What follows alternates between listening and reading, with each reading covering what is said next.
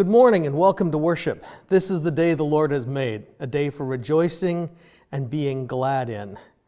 God is good. He is faithful and He looks after us continually. And we live in a fallen world and we are part of a fallen world, and we continue to need to confess our need for His forgiveness. So let's do that now. Almighty God, You are the author of creation and life and liberty. I confess to You that I have misused all of these. I have used the things You have given me for sin and selfishness. I have not lived my life towards You and Your love as You have called me to. I have used my liberty to serve myself instead of others.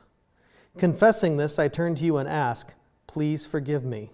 For Jesus' sake, in light of the cross, take away my sinfulness and give me a new and right spirit instead. Change me towards being the proper citizen of Your kingdom that You have called me in love to be. In Jesus' name, amen. The wages of sin is death, and all of these things that we have confessed are sin, and they earn us death. But the free gift of God in Jesus Christ is eternal life. And Jesus died on the cross to forgive us and to give us a place to be with Him forever. And I would encourage you, first of all, as you have turned to Him, receive that good news. You are forgiven. You're loved by God. You're free to start again. Be free and start again in Him. Amen and amen. Let's sing praises to God this morning.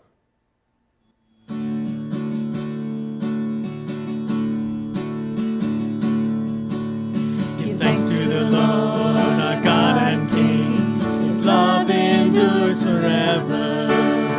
For He is good, He is above all things. His love endures forever. Sing praise, sing praise. With a mighty hand and outstretched arm, His love endures forever.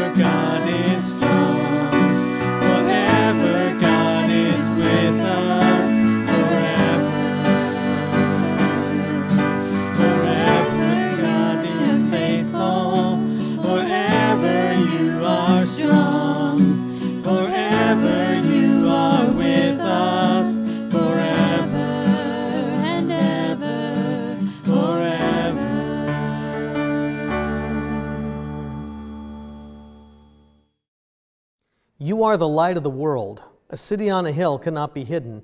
Neither do people light a lamp and put it under a bowl. Instead, they put it on its stand, and it gives light to everyone in the house.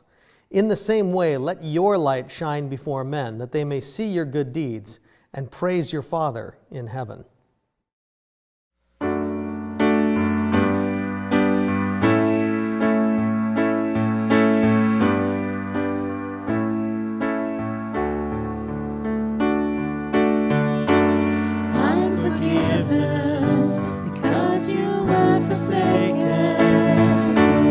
I'm accepted, you were condemned.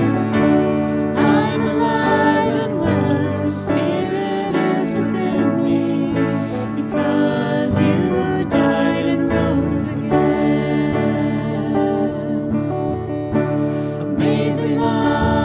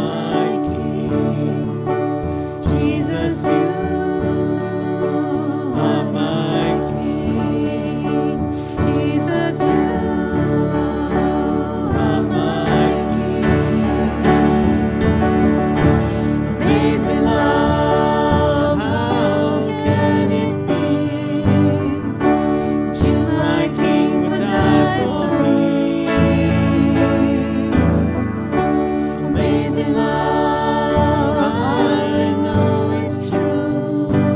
And it's my joy to honor you in all I do. I honor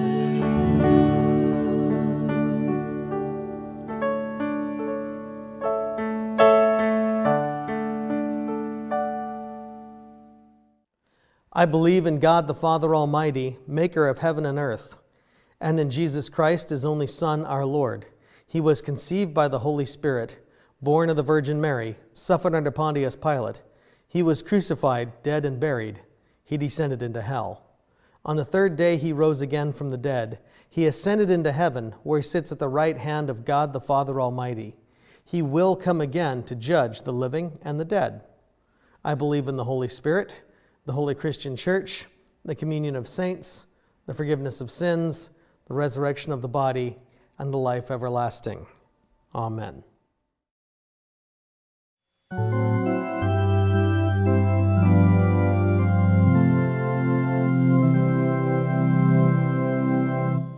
I'd rather have Jesus than silver or gold.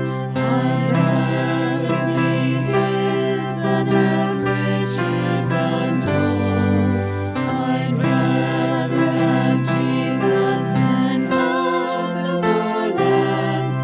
I'd rather be led by his nail-pierced hand than to be the king of a vast domain, or be held in sin's dread sway.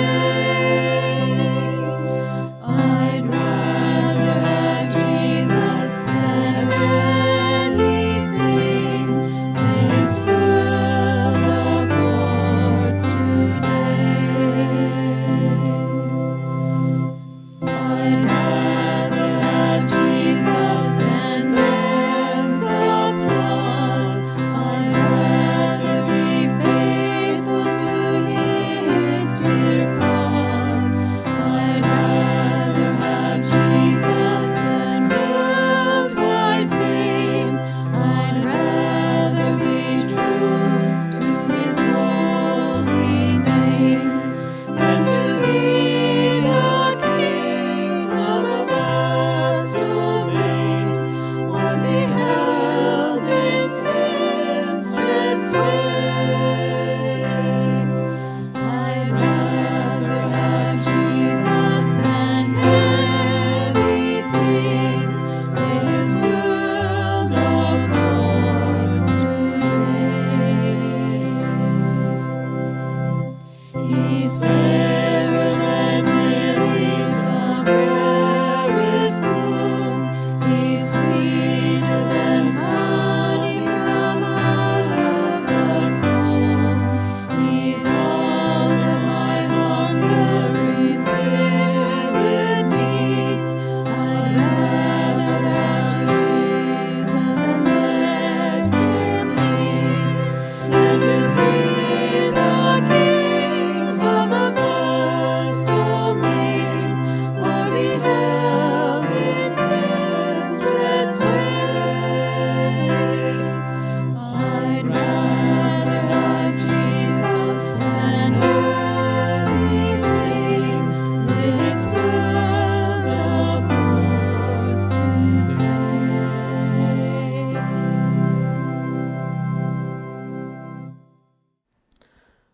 From 1 Peter chapter 3, beginning with verse 18.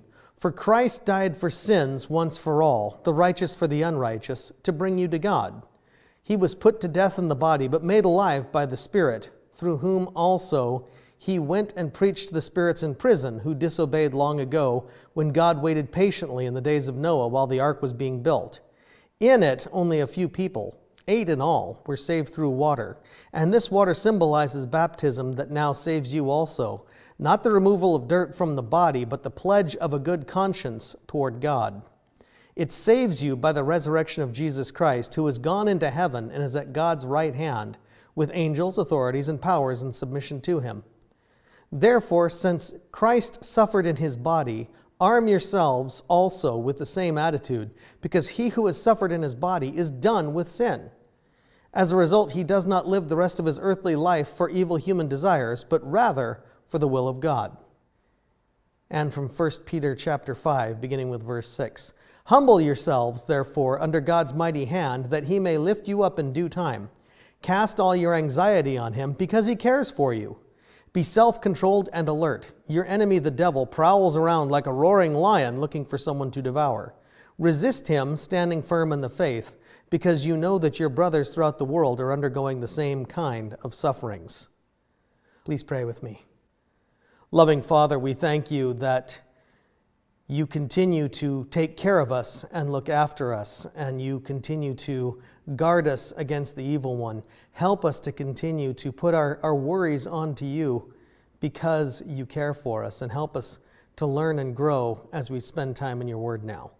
Thank you, we pray in your name. Amen. So, we're continuing in our new series, 1 Peter, and it's a new series for at least the next couple of weeks because we've got about 3 weeks left in it, and it's going to be new until just about the time I'm ready to end it. So, as I've mentioned already, Middle Eastern thinking tends to want to talk about things in a circular pattern. That is to say, it'll make point 1, and then it'll make point 2, and then it'll make point 3, and then it'll circle around to point 1 and expand it a little bit, and point 2 expand a little bit, and point 3 expand a little bit. And so ideas interweave through the course of a letter or a document or a speech. And this is certainly the ancient Middle Eastern way of doing some communications like this. And so if we look at, and I did look at the rest of 1 Peter to get a sense as to what all remains thematically for us to cover, I more or less subjectively see these 3 major things being pointed to by Peter. Discussion of familial and social relationships and relating to one another, which we started, as we talked about last week, with our relationship with the government. There's also discussion of persecution and persecution of Christians, and particularly for doing what's right. And then there's also discussion of your enemies, the devil and this world. And if you take a look at the amount of time we have between now and the start of the Christmas season, we have November 7th for our recorded series, November 14th, November 21st, and November 28th. That finishes out, obviously, there's just 4 Sundays left in November. And I made a few decisions, and this is based in part on what we're doing in the live service. And the live service, of course, is 1 week ahead of our recorded services. And so because of this, this is how I more or less am laying things out from here. We're talking about your enemies, the devil and this world, and your Savior Jesus today. That is to say, we're talking about it, and you're seeing this on November 7th. In reality, this was related to and was given last Sunday, which was October 31st. So realize that, again, there's that 1 week out of phase. Next Sunday, you're going to see the theme looking at being persecuted for doing good. And that's because on the 7th, which is the upcoming Sunday, again, we're out of phase a little bit, it's the International Day of Prayer for the Persecuted Church. So we're going to be taking a look at that next. And then we're going to be talking about social and family relationships. And the live service then, which would be the 21st, is going to be looking at the Thanksgiving service and being the Thanksgiving service, which you will see on November 28th, just right after Thanksgiving. So sort of a Thanksgiving finish out as opposed to Thanksgiving right ahead of. And then we'll do our first Advent service on December 5th. So that's where we're going from here. And we've been looking at 1 Peter and Peter's word to those who are strangers and wanderers, who are known by God, loved by God, and who have been transformed and are being transformed by the Spirit into hopefully obedient disciples of Jesus, and people who first and foremost and always live because of and have hope because of the shed blood of Jesus on the cross. Hey, God's chosen strangers and wanderers in a fallen world, God's grace and God's peace be yours in abundance. And we have looked at the fact that we are totally reborn by God, reconceived with a living hope in Jesus, which will never perish, spoil, or fade, kept for us by God.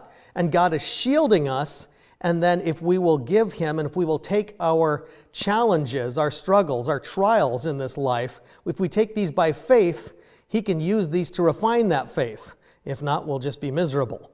And the aim and the goal of this faith is continually the salvation of our souls, which means we may be people who love in this world, and we look around for people to reach out and love to, but at the same time, the reality is our focus continues to be on Jesus and needs to continue to be on Jesus. And we've been given this relationship with him that prophets and angels long to know more about. And so we have something that is absolutely glorious, and we should continue to let this remind us of our need to be thankful and our call to be thankful because of this wonderful reality of being in Jesus and being loved by him. Redeemed by the blood of Jesus, we now prepare ourselves to act, and we act and again live in this life by focusing on him. And the call to love then is an active call to love, and so we put aside the things that get in the way of love, and we look to God and his word like a baby looks to spiritual milk or to physical milk to grow on. And the church together is where God's rightly worshiped, and it offers up acceptable offerings of praise. Those outside either need to have an encounter with Jesus, even if that ends up breaking their pride and a bunch of other stuff, so that they can be made his, or else eventually they will be destroyed, because there will be a final judgment, and anyone outside of Jesus will be condemned. That's just the reality.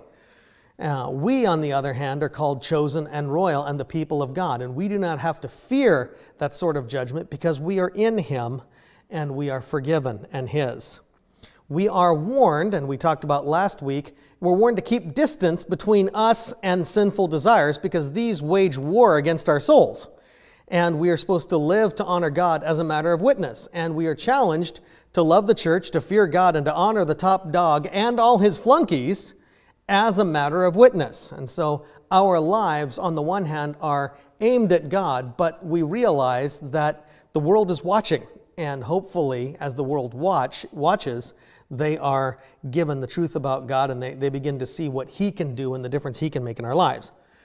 Today, as we talk about the devil and the world, I'm going to first of all start by talking about the world. And some of this is we've already talked somewhat about the world and worldliness and life in this world. And we use the term world a few different ways. On the one hand, it is the created place that we live in, the planet, and in that regard, as it is part of God's creation, and in fact, it's the most relevant part of God's creation for us because it's the place we live.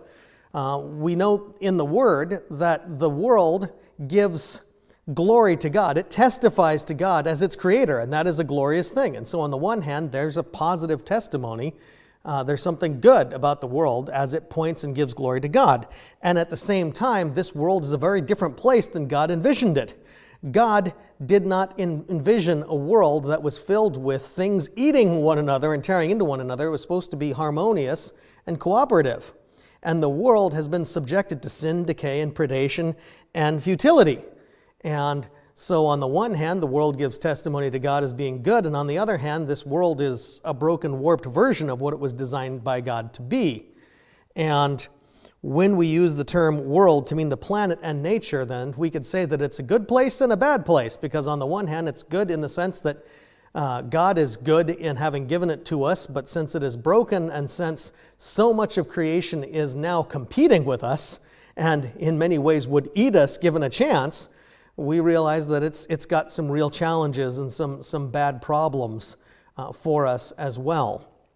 Now, we also use the term world to mean the institutions, the cultures, and the values that humans, and I'm not talking about Christian humans, I'm just talking about humans in general put together. And anything that a bunch of fallen human beings are going to put together, it's going to show some cleverness still, but it's very often going to end up also showing an awful lot of self-seekingness and worldly desires being gratified as part and parcel of what we're dealing with. And so we get good institutions of government sometimes not, but even the best of them end up being corrupted. And we come up with good places to live, but they end up decaying into places where people riot and loot instead.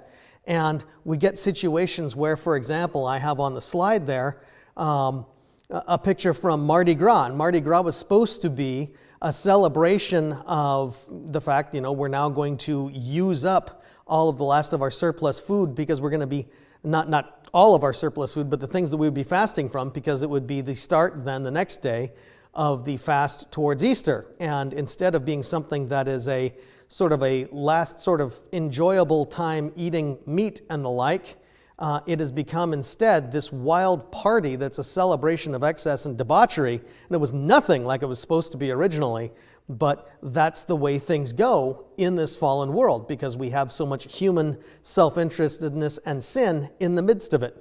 And we read in Hebrews chapter 11 that the people of God, the people of faith, end up having then this conflicted relationship with the world. By faith, we read Noah, when warned about things not yet seen, in holy fear built an ark to save his family. Okay, well, God told him he's going to flood the whole thing. By his faith, he condemned the world and became the heir of righteousness that comes by faith. He trusted in God, and you know what? I'm not going to take the fate of the world, which is doom anyway.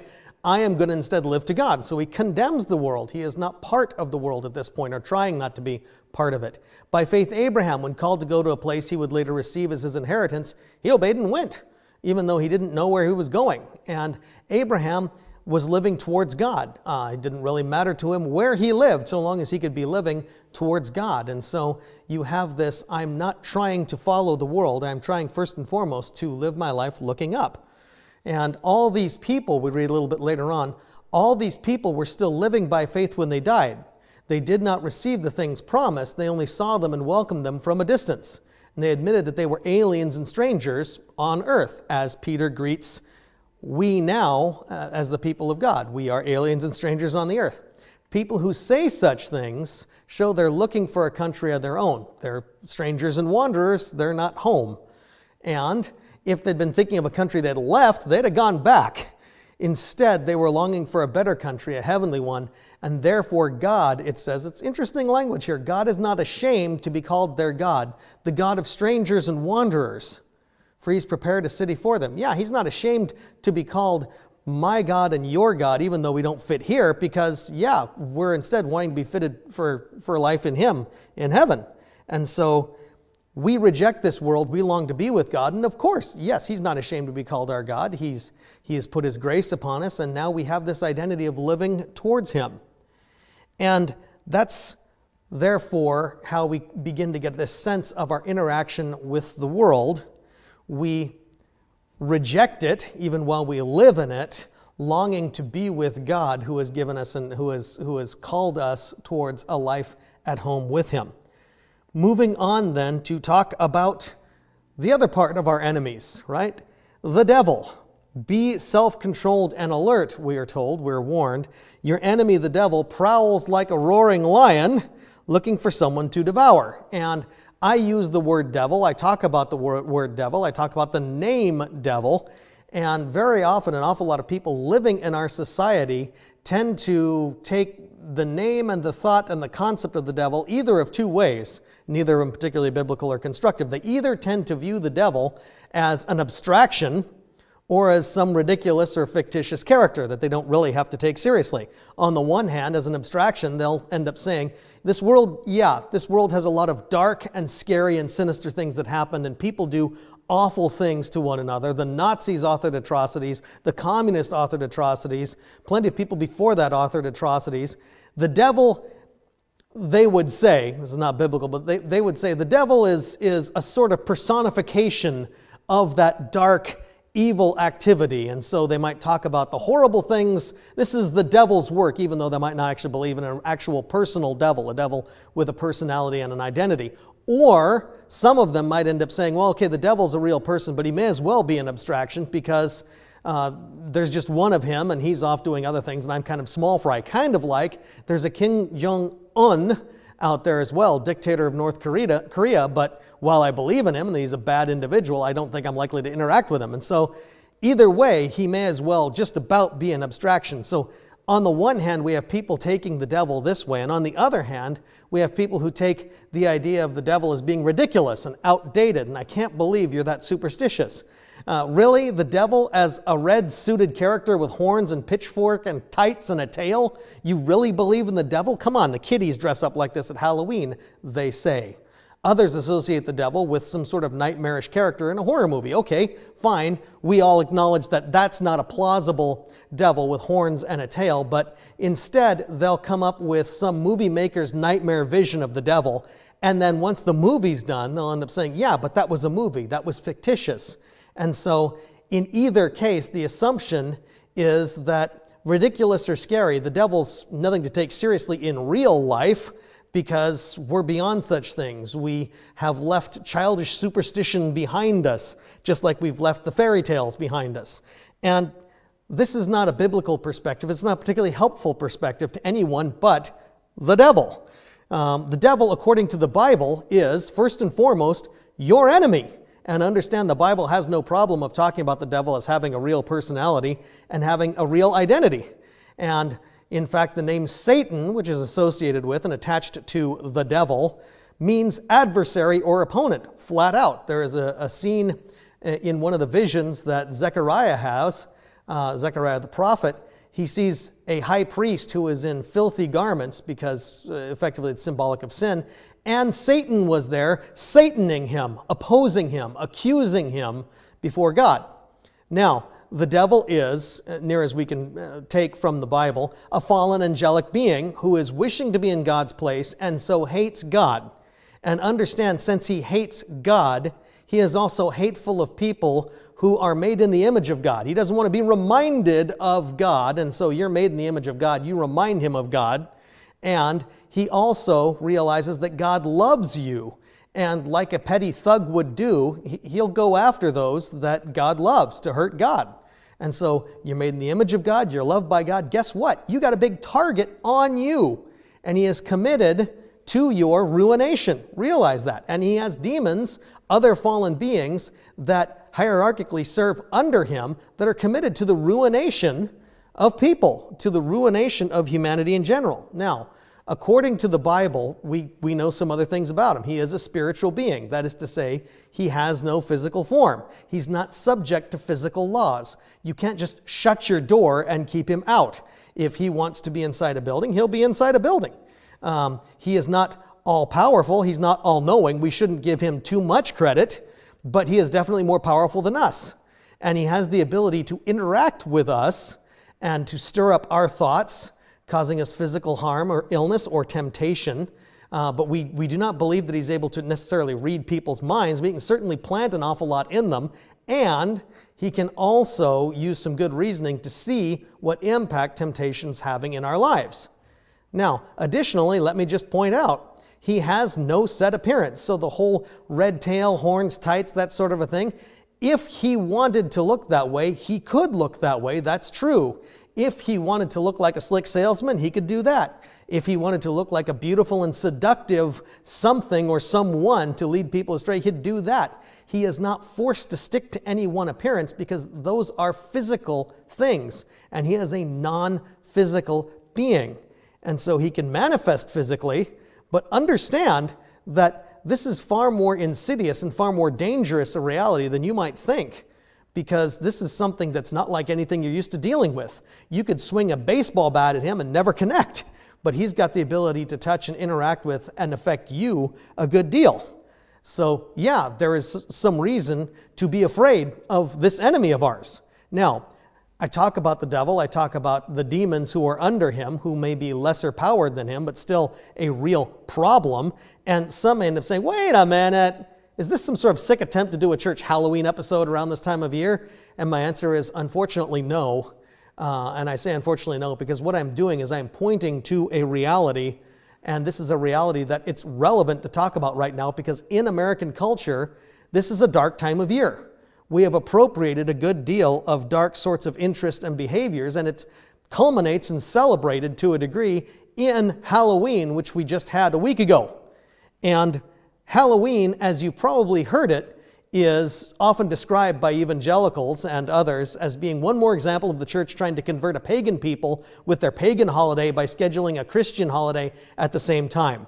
And so the idea is there are all these sorts of pagan things. The pagans were carving jack-o'-lanterns, and the pagans were doing sorts of weird rites, maybe sacrifices, maybe just games to try and divine from the dead what could be known.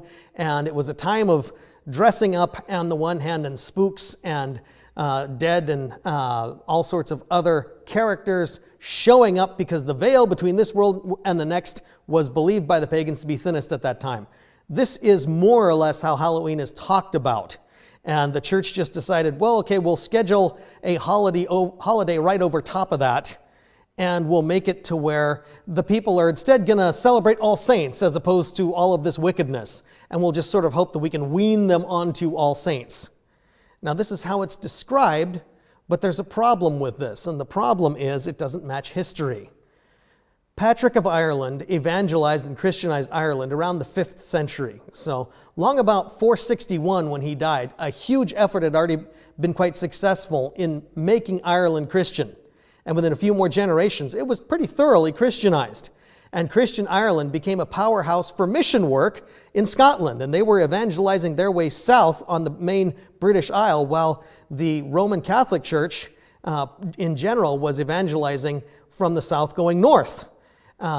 Ireland sent monks on expeditions to the continent, partially as missions, but quite often to get manuscripts so that they could help preserve Western civilization, as there was chaos in the time that we call the Dark Ages. And this was around the time of the 500s, but it was already talked about then as a land of scholars and saints, which doesn't match the idea of a land of people who are just barely Christian, but are really doing raging paganism at the same time. Gregory the Fourth moved All Saints' Day. There already was a holiday. It was celebrated in May. He moved All Saints' Day, and so therefore All Saints' Eve, All Hallows' Eve, to November 1st, let's say October 31st, in the 8th century, that is to say in the 700s. He was, of course, first and foremost the Bishop of Rome, which means that this practice had to spread from there. And so Ireland adopted it probably in the early 9th century, which is centuries after Ireland had become Christianized. And so this really doesn't match that narrative that we're given. What's more, we don't entirely know what the pagan Celts did, the Druids and the like, for the simple reason that they left no literature behind. They were not a literate people. And the Christian Irish didn't take much time to write their stuff down, certainly not for the first several centuries of Christianity in Ireland, because they were Christians. Later on, they started to write down what was sort of remembered and sort of talked about by legend, but really they didn't have a good record of this, and it had been centuries since any of this had been going on in their land. So Jack of the Lantern, or playing at spooky games or chants, and other Halloween practices that we associated with the paganism that we assume must be left over from pagan Ireland, actually it came from Christian people who were making stuff up and playing with mystical practices, because people get curious about mystical practices. And all of this sort of thing happens, all of the raging paganism that we're frustrated by in our society now around Halloween. You know, that all happened because people were playing around with mystical practices because they weren't taking the devil and demons seriously. And rather than being this horrible institution that has invaded us from outside, no, this is a cautionary tale. We don't take in our country the devil and demons and the reality of evil seriously, but we should. And Christians in particular very often just have no interest in realizing that this is a problem. In contrast to this, they are now starting to discover that evil is real once they find that they had been in denial of it, but then they did some strange practices and now are dealing with some spiritual problems as a result. That is to say, the idea of people being bothered by demonic presences in their homes or in their lives, or oppression along those lines. We're not necessarily seeing people being 100% possessed in high numbers in this country, but we are having to deal with an upswing in demonic activity in this country. As one example, Father Vincent Lampert is the stable, if you will, exorcist, the official exorcist for the Indianapolis Archdiocese. And this takes up half of his time in ministry. The other half, he's a parish pastor. He will say that when he trained for and then started the ministry as an exorcist in 2005, and yes, they go through some pretty substantial training, at that time, 16 years ago, the United States Catholic Church had 12 officially appointed exorcists that, yes, this is their official duties. Today, there are around 125 in the United States. Yeah, that's about a tenfold increase because of perceived need for this sort of ministry. In 2005, he got about 100 calls per year requesting help in some way or another with the demonic. He currently gets around 1,800 calls per year. So this has just grown hugely, and this concern has grown hugely. And why has this concern grown hugely? Is it that the devil is just upping his game and increasing what he's doing in our society? If you were to talk to Father Lampert, he would say, no, he doesn't believe that the devil has actually increased his concern or his level of activity. Rather, he has found more people who are willing to play his game. And as they are playing his game, and as they are getting themselves involved with dabbling around in occult practices of various kinds, and he lists off quite a few that can and frequently do lead to problems in people's lives, then they find themselves dealing with problems from spiritual beings they didn't know even were there, they weren't thinking were there, they weren't taking seriously, but now all of a sudden they have all sorts of misery that they have to deal with. And so he warns that perpetually not being careful with your entertainment can desensitize you and can subtly start to draw you into darkness, if you will, and being interested in dark things, because there's an awful lot of imaginative movies and the like that has magical beings and magical users, wizards and the like, being positive, good things. And biblically, people of God are not supposed to practice magic. He also points out that dabbling with occultism in various kinds, playing around with horoscopes, playing around with Ouija boards, people going to psychics, people going to mediums, people doing practices that one wouldn't initially think would be a problem.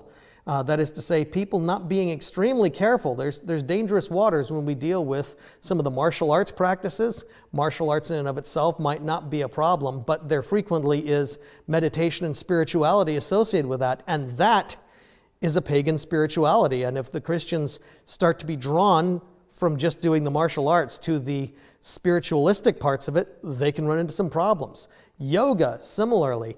Is there something demonic about stretching? Well, no, but there is a whole breathing pattern and a whole meditative practice that is a spiritual practice. And the stretching initially becomes an opportunity then for people to start playing around with some of the spiritual practices as well, and this can lead to problems. Those various positions that people stretch themselves into also are in honor of various gods from the Hindu pantheon. So you really do have some profound opportunities to get caught up in some bad spirituality that doesn't fit our Christian calling. He also mentions abusive situations that are chronically abusive can lead to demonic activity or problems that need to be dealt with. And he also mentions, and I think that this is rather telling, the number one indicator that there may be demonic activity in a situation is not someone acting like they belong in an exorcist movie with glowing eyes or throwing up all sorts of weird soup-like stuff or anything like that. If you've seen the movies, these were iconic scenes. No, the devil's not into making scary movies. The devil is into the ruination of people. And so when you see an increase in sin activity going on and people being drawn into increasingly habitual, increasingly destructive, sinful lives and practices, this is an indicator that there may well be demonic forces egging this on and being a problem. And especially as they're given more space in a Christian's life, this can then become a place where they got a foothold. And we need to not give the devil a foothold. We've been warned about this. And our culture at large isn't helping us much. It's a problem accomplice. And it's targeting an increasingly early age. Both of these are available for sale on Amazon. One, thankfully, is now out of print, but it's indicative of other stuff that's out there. A children's book of demons. Really? Yeah. And it's a coloring book, and it encourages the kids to think of demons as fun, sort of odd creatures that could be called upon if you need help with something, which is horrific. You shouldn't be teaching kids to do this, but you can buy that book. Similarly, demon and devil stories for kids. And it's not supposed to necessarily be scary. It's supposed to kind of be painting these individuals in sort of a neutral to maybe positive light. And you look at this and you say, good grief, that doesn't fit. That's nightmarish. Who could do such a thing? Yeah, little children don't know any better. This is incredibly non-subtle. That's very true. And adult Christians need to protect little children. That's all well and good. As an adult Christian, you should be helping the little kids not get into this stuff. At the same time, as an adult Christian, do you really think that this is the only threat that the devil's sending via media? And let me tell you, the answer to that is no.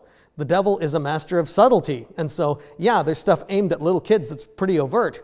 But there's other things that are quite subtle that are being aimed at you in the media. And they're aimed to desensitize you. They're aimed to draw you towards evil things instead of focusing your mind and your heart on Jesus.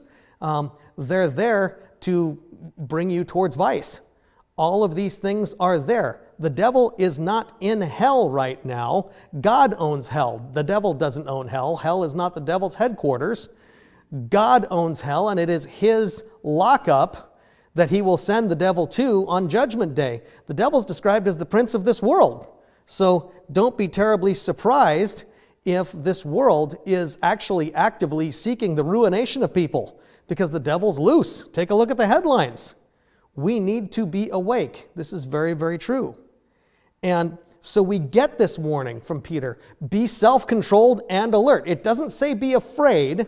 It doesn't say be jumping at shadows. But hey, wake up, pay attention, be self-controlled and alert, because the devil, your enemy, is prowling around wanting to eat someone, wanting to destroy them in their heart and soul for God, right? He is wanting to devour you.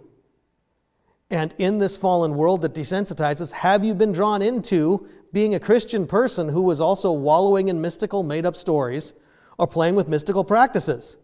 And I'm not just talking about whether or not you've been having fun around the Halloween season, because, again, this is not about Halloween as our biggest problem or threat in our society. Halloween is a season that runs for a month, maybe a month and a half. In contrast to this, we have a society that is hostile to us, that has definitely negative spiritual problems going on, that is being driven on by the devil, that's there 365 days a year. So think about that. And at the same time, the second part of what we're doing, it's much better to focus on Jesus and his salvation than the devil and his power.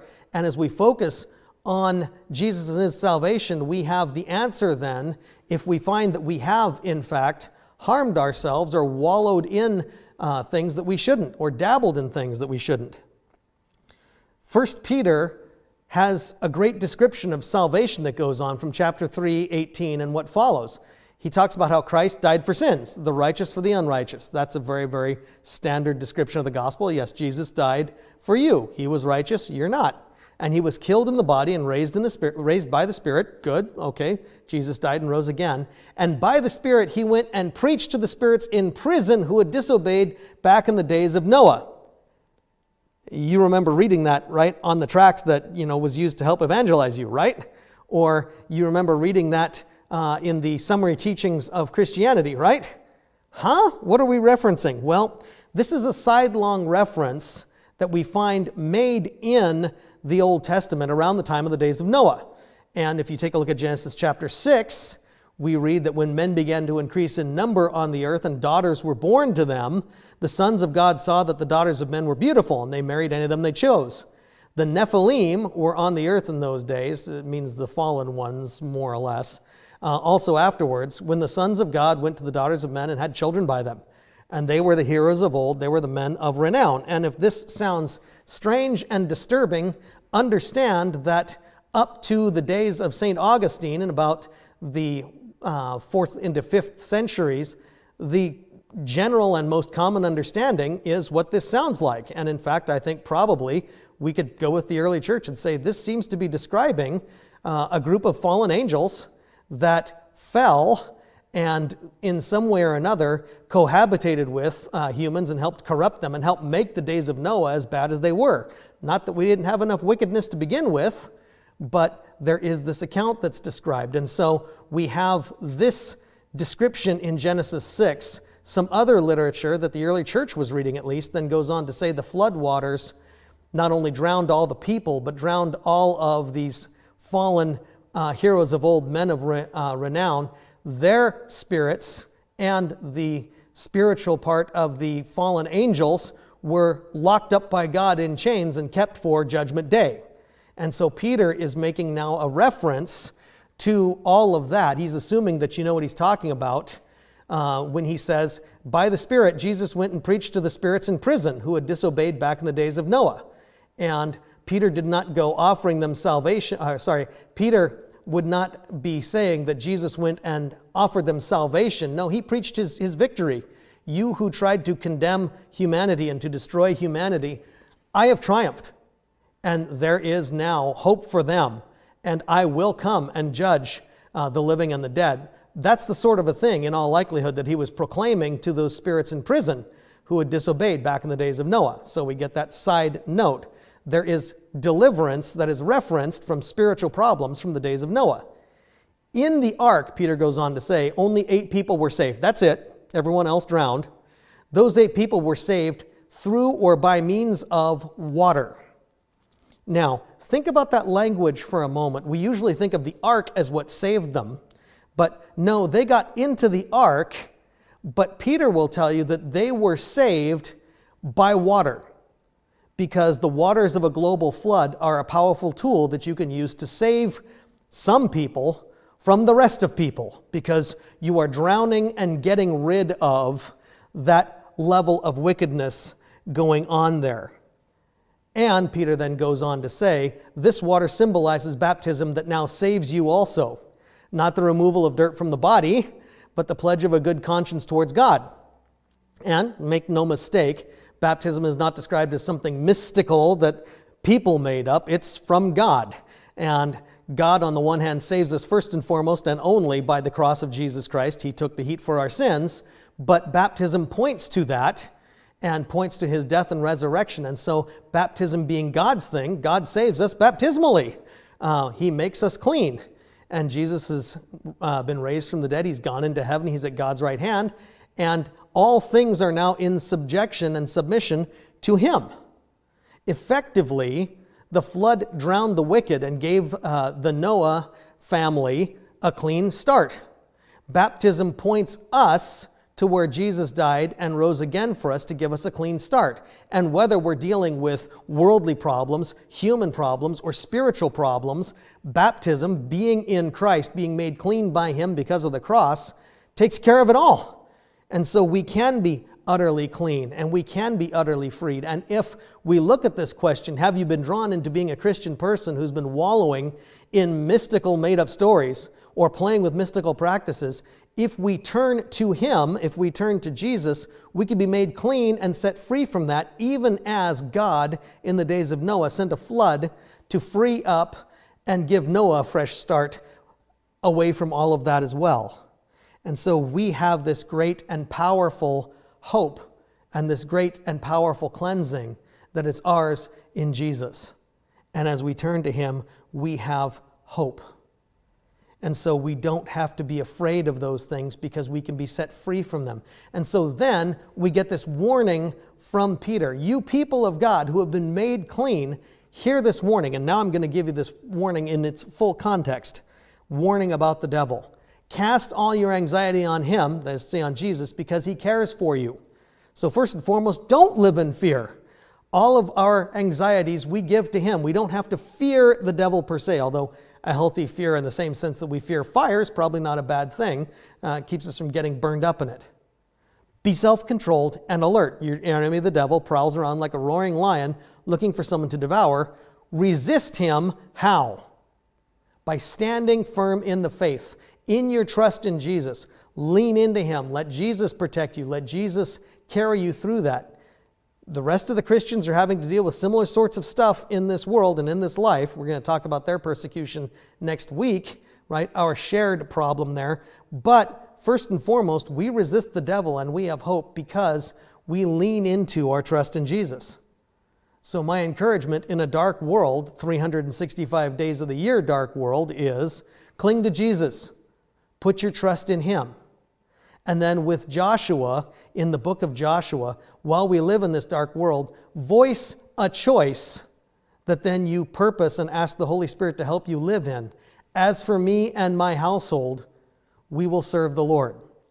And pray then that he show you what it means and what your household has to look like. And if there has to be changes, all right, let him guide you in that. But voice that commitment, belonging to Jesus. Now, as for me and my household, we will serve him, and we will have this be our guiding and soul-directing force and standard in our lives. So, this week, we've had a night already. Remember, I gave this application a week ago, but we still have nights when people try and embrace the darkness. Whether or not you do anything Halloweenish, or whether or not you are just doing an everyday evening, or whatever it is you're doing, pray that Jesus' light shine in the darkness and that people be drawn to him. And pray for the protection for the hearts and souls of all the people who are in danger of being drawn into this dark world, because the devil is loose and at work. Pray for discernment. Lord, where am I desensitized to evil, to wickedness, to things that are drawing me apart from you? Where do I need to not let the devil have a foothold in my life? And in the midst of all of this, think about the fact that you have been baptized. God has made you clean, and he has washed away your guilt and all the threats that are against you. In love, trust him. Please pray with me. Loving Father, we thank you that you have given us all things, and you have protected us, and you've done so much for us. I pray that you would help us not live in fear, but Lord, I pray that you would help us to live awake and sober and aware of the fact that we have an enemy that is looking to bring us down. Lord, show us where we need to use some greater discernment in the choices that we make, in the things that we watch, and the things that we have in our houses. Lord, help us not to live lives focused and concerned about that, though. Help us to continue to live lives that are freed up to focus on you and your goodness and your love. Thank you for you and your goodness and your love. Help us to learn more about these things, most of all, as we spend time in your word. And thank you for giving us your Spirit to help get us through this very strange place. Holy Spirit, we pray that you would help us to keep in step with you this week and beyond. We pray in your name. Amen.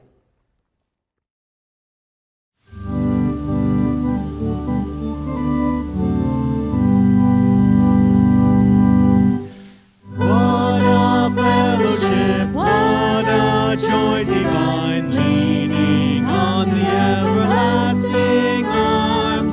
What a blessedness, what a peace is mine, leaning on the everlasting arms. Leaning, leaning, safe and secure from all alarms. Leaning, leaning, leaning on the everlasting arms. Oh, how sweet to walk in this pilgrim way, leaning on the everlasting arms. Oh, how bright the path grows from day to day, leaning on the everlasting arms. Leaning, leaning, safe and secure from all alarms. Leaning, leaning, leaning on the everlasting arms.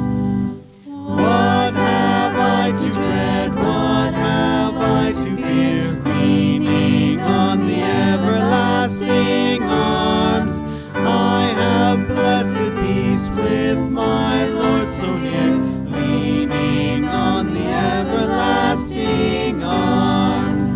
Leaning, leaning, safe and secure from all alarms. Leaning, leaning, leaning on the everlasting arms.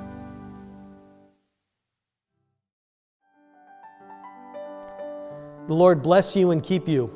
The Lord make his face shine on you and be gracious unto you. The Lord lift up his countenance on you and give you his peace. In the name of the Father, Son, and Holy Spirit. Amen.